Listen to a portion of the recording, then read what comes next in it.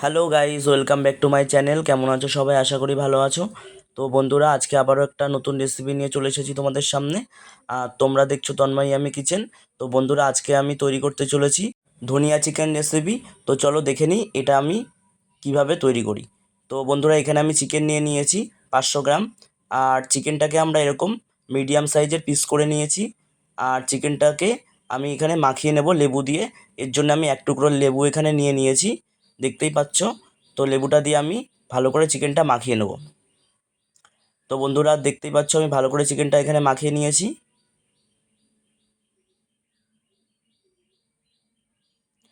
আর এদিকে আমি নিয়ে নেব পেঁয়াজ। তো আমি এখানে বড় বড় দেখে দুটো পেঁয়াজ ব্যবহার করেছি। তা পেঁয়াজগুলোকে আমাদের এরকম করে কেটে নিতে হবে মাঝখান দিয়ে কেটে আমি সাইড থেকে এইভাবে কেটে নেব।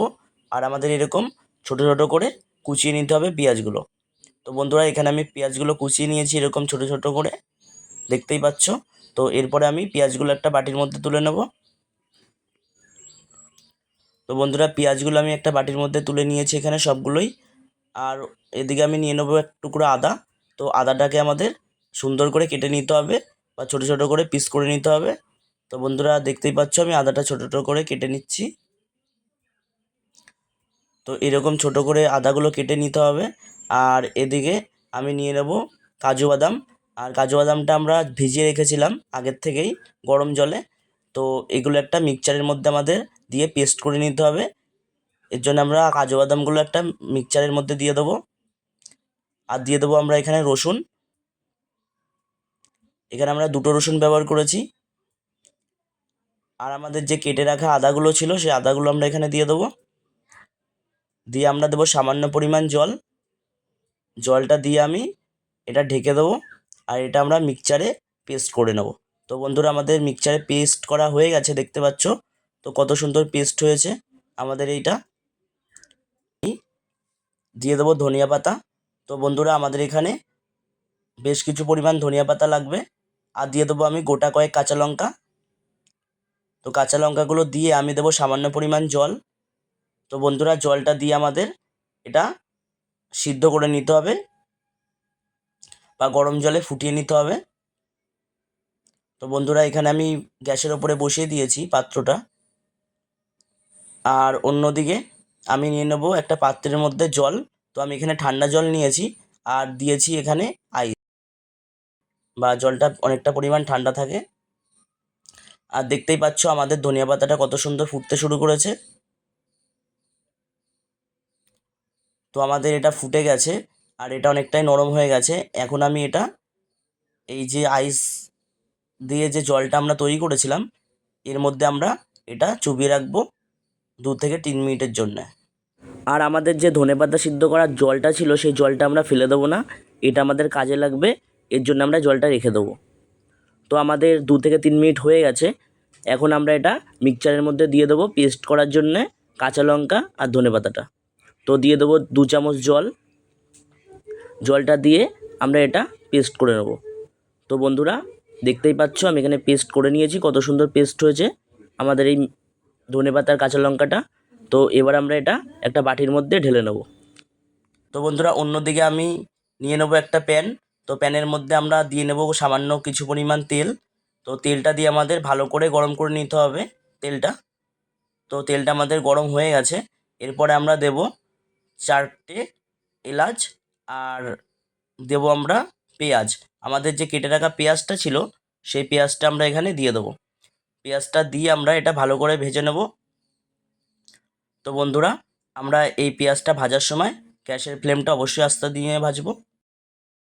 আর আমাদের কাজু বাদাম আদা রসুনের যে পেস্ট ছিল সেই পেস্টটা আমরা এখানে দিয়ে দেবো। দিয়ে আমরা এটা ভালো করে নাড়িয়ে নেব। তো বন্ধুরা, দেখতেই পাচ্ছ আমি এখানে কত সুন্দর করে নাড়িয়ে নিচ্ছি। আর এটা খেয়াল রাখতে হবে যেন এটা নিচে লেগে না যায়, এর জন্য আমাদের ভালো করে নাড়াচাড়া করতে হবে।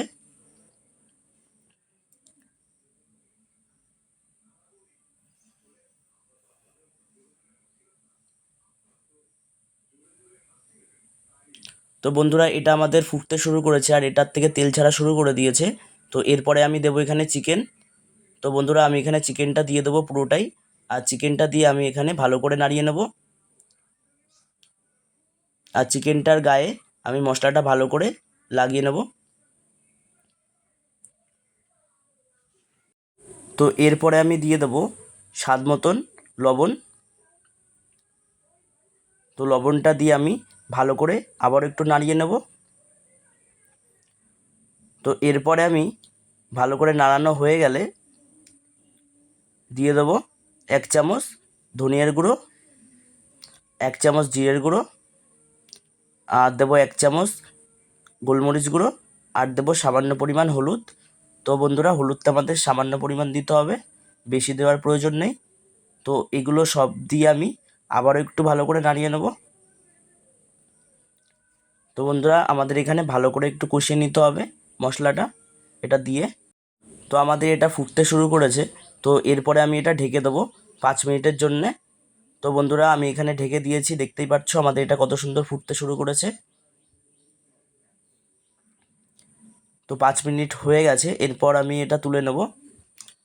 তো বন্ধুরা দেখুন, আমাদের এটা কত সুন্দর ফুটছে, আর আমাদের এটা ভালো মতন সিদ্ধ হয়ে গেছে। তো আমরা একটুখানি দেখে নেব, আবার একটু ভালো করে নাড়িয়ে নেব। তো বন্ধুরা, এই রেসিপিটা খুবই সুন্দর একটা রেসিপি। তো আপনারা কিন্তু বাড়িতে অবশ্যই চেষ্টা করবেন এটা তৈরি করার জন্য। এরপরে আমরা দিয়ে দেবো সামান্য কিছু পরিমাণ জল। তো আমি এখানে 1 বাটি জল দিয়েছি। আর আমাদের যে ধনিয়া পাতা সিদ্ধ করেছিলাম, সেই জলটা ছিল, সেই জলটাই আমরা এখানে দিয়ে দিয়েছি। এক্সট্রা কোনো জল এখানে দেওয়ার প্রয়োজন নেই। তো জলটা দিয়ে বন্ধুরা আমরা আবারও একটু ঢেকে দেবো। আর চিকেনটা আমাদের ভালো করে একটু সিদ্ধ করে নিতে হবে, এর জন্য আমরা এখানে ঢেকে দিয়েছি। তো বন্ধুরা, আমাদের এটা ফুটছে, আর এটা আমাদের প্রায় হয়ে এসেছে। আমাদের পেস্ট করা ধনেপাতাটা এখন আমরা এখানে দিয়ে দেবো চিকেনটার মধ্যে। তো বন্ধুরা, দেখতেই পাচ্ছ আমি চিকেনটার মধ্যে দিয়ে দিয়েছি এখানে পুরোটাই। তো দেওয়া হয়ে গেলে আমরা এখানে ভালো করে একটু নাড়িয়ে নেব। নাড়ানোর সময় আমাদের গ্যাসের ফ্লেমটা আস্তে দিয়ে নিয়ে করতে হবে অবশ্যই, নাহলে কিন্তু নিচে দিয়ে লেগে যাওয়ার সম্ভাবনা আছে। এর জন্য আমরা গ্যাসের ফ্লেমটা আস্তে দিয়ে করব। তো বন্ধুরা, দেখতেই পাচ্ছ আমাদের চিকেনের কালারটা কত সুন্দর এসছে। আমাদের চিকেনটা তৈরি হয়ে গেছে। আর বন্ধুরা, আমাদের আজকের রেসিপি ধনিয়া চিকেন প্রায় আমাদের তৈরি। এই রেসিপিটা আপনারা বাড়িতে অবশ্যই তৈরি করতে পারেন। আর বাড়িতে যদি কোনো গেস্ট এসে থাকে, তো আপনি বাড়িতে এটা বানিয়ে খাওয়াতে পারেন, সে খুবই পছন্দ করবে এই রেসিপিটা খেতে। তো বন্ধুরা, আমাদের আজকের রেসিপি ধনিয়া চিকেন তৈরি হয়ে গেছে।